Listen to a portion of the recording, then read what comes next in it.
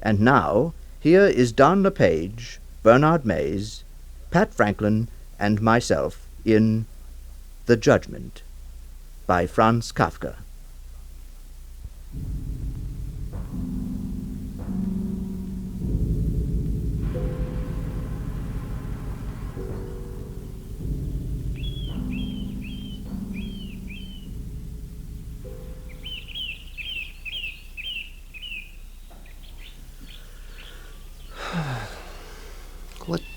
What can one write to such a man?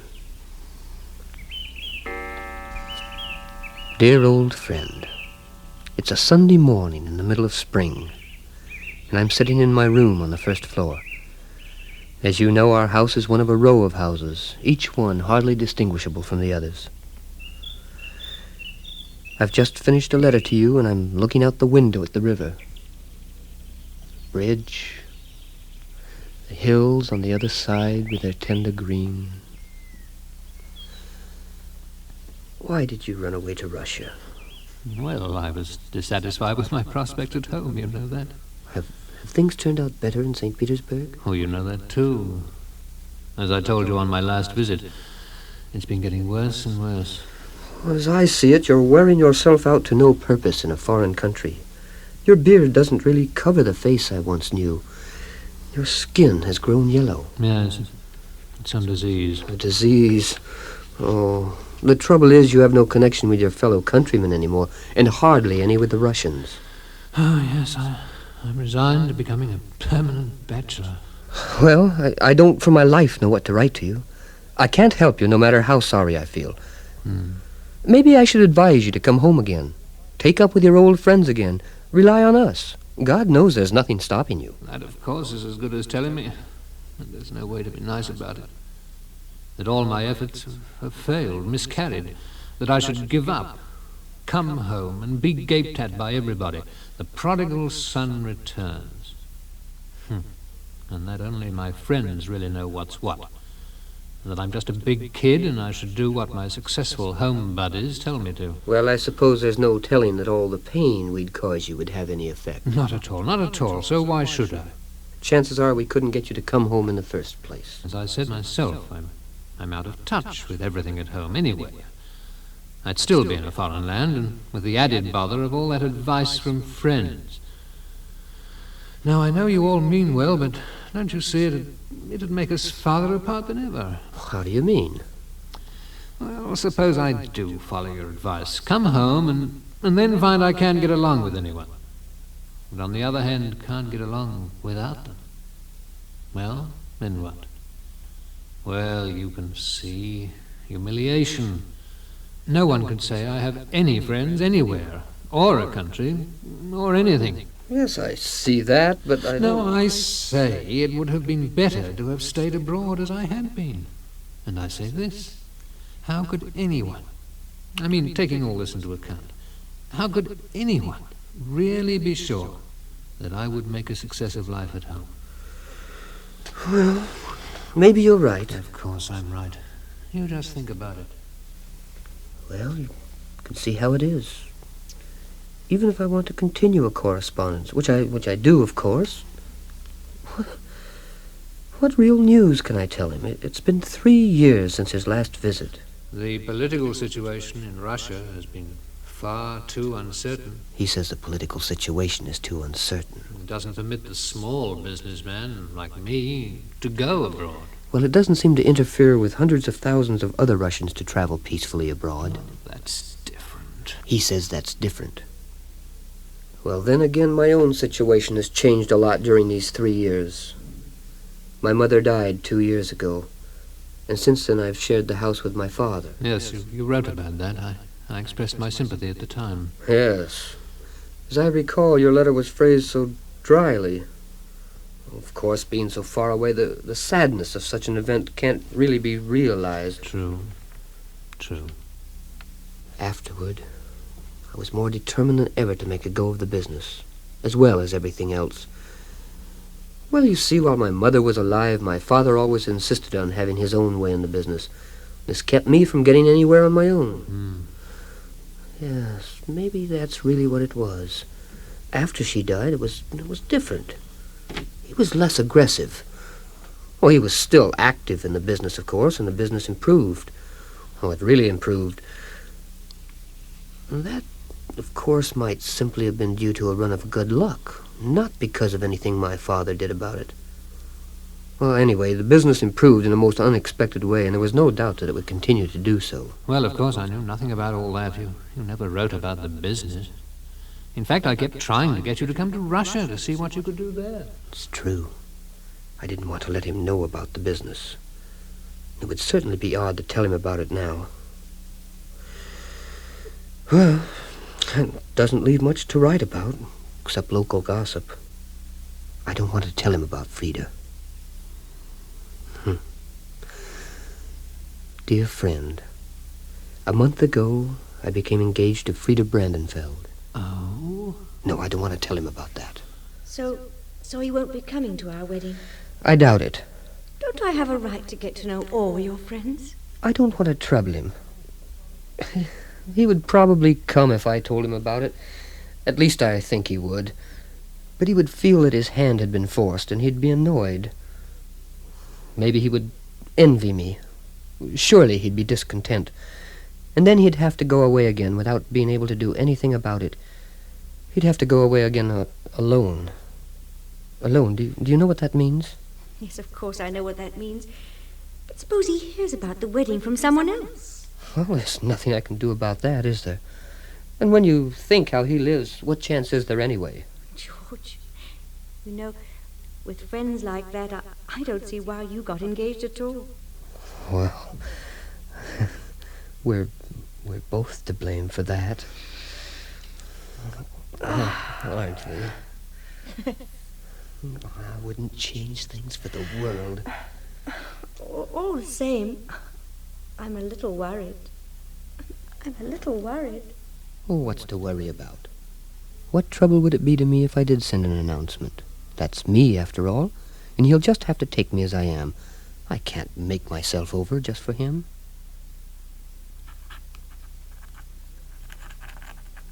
Dear friend, I've saved my best news for the end. I've been engaged to a Fräulein Frida Brandenfeld. She comes from a very well-to-do family. You probably don't know her because she moved here only a long while after you went away. Later, there will be more time to tell you about her. For now, just let me say that I'm very happy, and as far as you and I are concerned, the only change in our relationship is that instead of a very ordinary kind of fellow, your friend is now a very happy fellow. Frida sends warm greetings and will soon write to you herself. In her, you will have acquired a genuine friend of the opposite sex, which is not without importance to a bachelor like yourself. I know there are many reasons why you can't come to see us, but wouldn't my wedding be just the right excuse to put everything else aside? Nevertheless, I want you to do whatever works out best for yourself. Your friend, George. Well, that's that. Who's that passing in the street below? I wonder... waving. Must be someone I know. Oh, yes, yeah.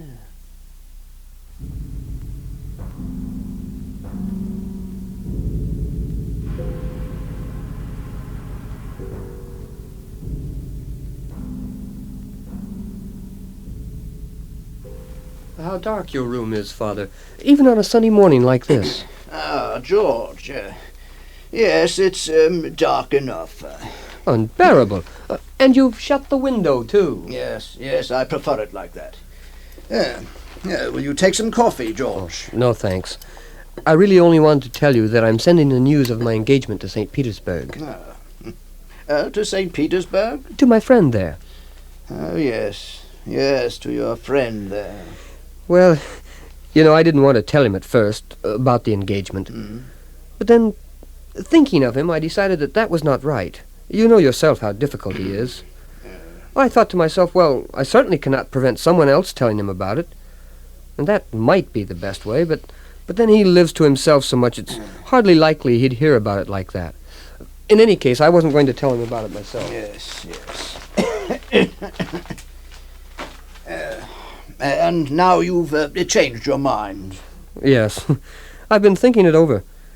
I said to myself, if he's really a good friend of mine, my being happily engaged should make him happy, too. So I decided not to put off telling him any longer. But before I posted the letter, I wanted to let you know. George, listen to me. You've come to talk this business over with me, and that certainly does you honor. But it's nothing. It's less than nothing if you don't tell me the whole truth. Now, I don't want to stir up matters that shouldn't be mentioned here. Since the death of your dear mother, certain things have been done that really aren't right. Maybe the time will come for mentioning them, maybe sooner than we think. Many a thing in the business I'm not aware of. Maybe it's not done behind my back. I'm not going to say that it's done behind my back. Father. I'm not quite up to things anymore. My memory isn't what it used to be. I haven't an eye for so many things any longer. In the first place, that's the way it goes.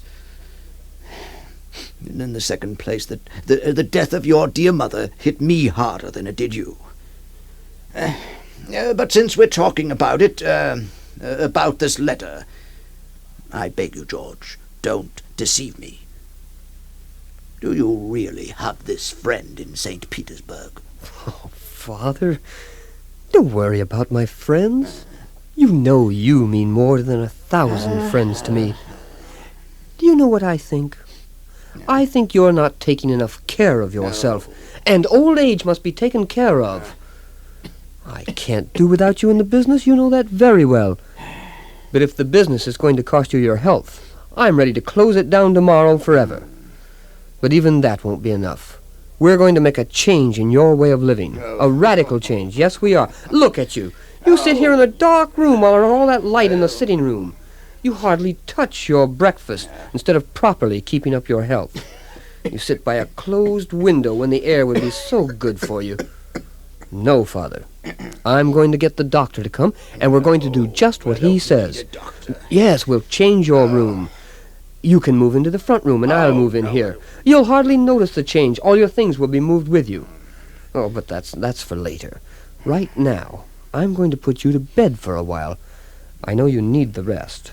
Come here. I'll help you take your things off. You'll see what a help I can be, Father.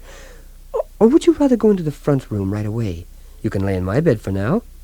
Yes, that's it. That would be the most sensible thing. Father? George. Yes, Father. George, you have no friend in St. Petersburg. You've always been a joker, and now you're trying to kid me. How could you have a friend out there? I don't believe it. Father, you just don't remember. Just think back a bit. Now, it was about 3 years ago that my friend came to visit us. I remember you didn't like him very much, and I could understand that, what with his peculiarities. More than once I kept you from seeing him. Actually, well, he was here with me in my room. Then later the two of you got on very well. You listened to him and nodded and asked him questions. You remember that? Yeah, now come on, up now. That's right. Look out now, for the tassel. let me get that dressing gown off here. I told you to look out for the Do tassel. you remember the stories he used to tell about the Russian Revolution? About the priest on a balcony who cut a broad cross in blood on the palm of his hand and held it up appealing to the mob? You remember that? Sure you do. You've told the story several times yourself since then. Here, now, down again. That's fine. Now, off with these woolen pants. Hey, lift a little. That's it now. Look at that underwear. It's not very clean, is it? Well, it certainly isn't your fault. The least I could do is see that my own father has a clean change of underwear. Well, that's all going to be different after the wedding. You'll live with us, and you're going to be looked after. Now we've got to get you into bed. Come here. Let me lift you. Hold on. Up. That's it. Now, over we go. Oh, it'll be different then. You're going to be taken care of. Yeah. Now, down on the bed, Father. Father, I can't lay you down if you keep playing with my watch chain like that. Don't hang on to it so tightly. Let it go so I can... That's it. That's it. Now. Good. Blankets around you. All right. Pull them up tight around your shoulders. There. All tight. Good. Now you begin to remember my friend, don't you? You remember my friend? Am I well covered up now? Are my feet tucked in? Oh, yes, Father. Nice and snug, isn't it? Here, I'll tuck them in more closely for you. There. Am I well covered up now? There's nothing to worry about, Father. You're well covered. Quite well covered? Yes, Father. Yes, well covered. George, do you really think I'm covered well? Oh, yes. Well, I'm not! Not by a long shot. Huh? Oh, I know you wanted to cover me up, my young sprig. But as you can see, I'm far from being covered up yet. And even if this was the last strength I've got, it's more than enough for you. Of course I know your friend. Do I know your friend? He would have been a son after my own heart. And that's why you have been putting it over on him all these years. Why else? Dear friend, my father seems to know you. Do you imagine that I haven't pitied him? You had to lock yourself up in your office. The chief is busy. The chief mustn't be disturbed. Just so you could write your lying little letters to Russia. Dear friend. But thank God, a father doesn't have to be taught how to see through his son. Now that you thought you'd got him down, so far down that you could sit your ass on him and he couldn't move, then you finally make up your mind to get married. Married. Dear friend, he seems to know you only too well. Married. Where are you? Lost in the vastness of Russia, at the door of an empty old warehouse, among the wreckage of your display cases, your wares torn apart, just standing there. Why did you have to go so far away? I said, listen to me. Married. Married. Because she lifted her skirts up like this, look what you can see, the tramp. Look what you can see, Georgie, the scar on my thigh from the war. Look, Georgie, peekaboo, all for you. And in order to get it, you disgraced your mother's memory. Yes, you betrayed your friend and stuck your father into bed so that he can't move. But he can move. He can move. He can stick his legs out like this. What are you doing? Look at you, hiding in a corner. Think somebody's going to jump you? Scared of your papa, Georgie? Well, your friend hasn't been betrayed after all. I've been representing him right here, all the while. You comedian! No, I didn't mean that. You're right. A comedian. Don't apologize.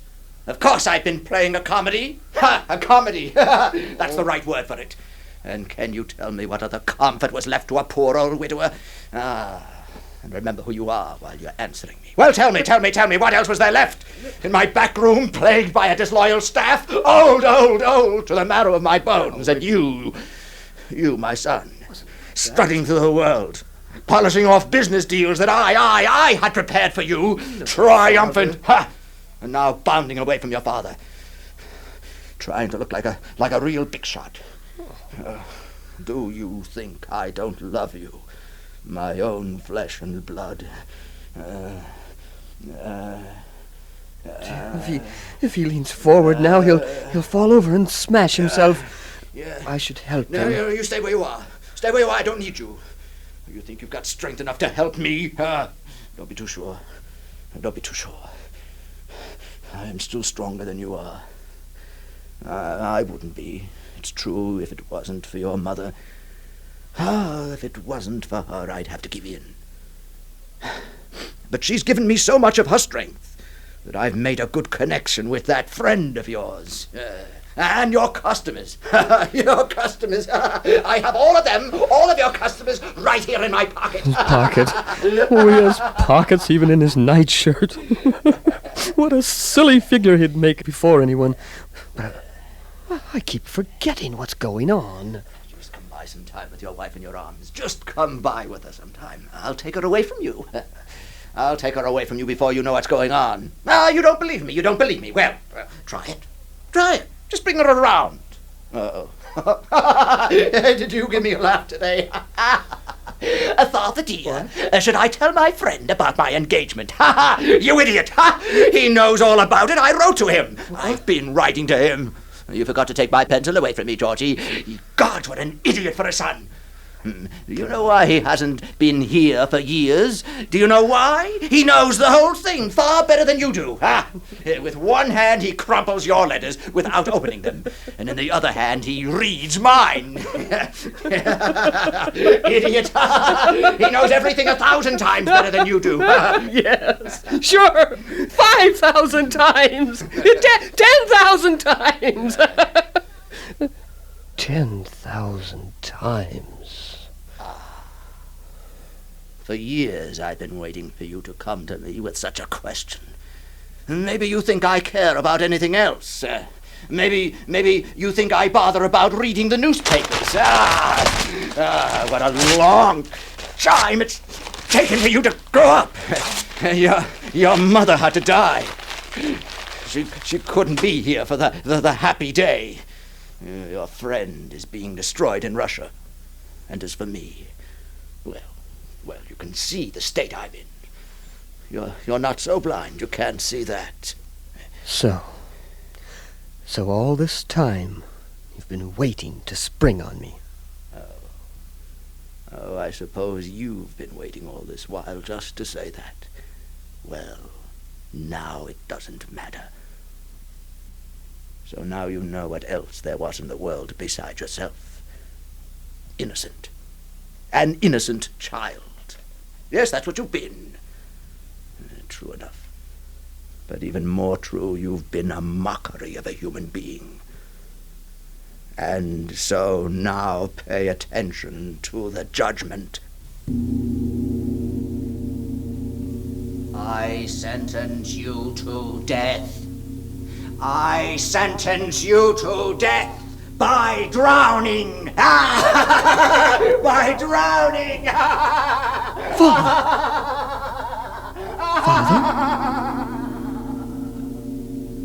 But I was drawn out of the room, to the stairs. They went down like a slide. There was the charwoman on her way up for the morning cleaning. Well, Jesus Christ! But I couldn't stop. Out the door. Across the road to the water. The bridge. River below. The railings. Over in a leap like I used to in the gym. I'd once been a fine gymnast. My mother and father were real proud of me.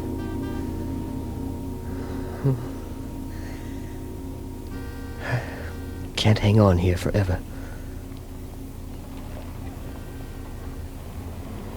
Grip is weakening. Oh, there's a bus coming. That'll do it.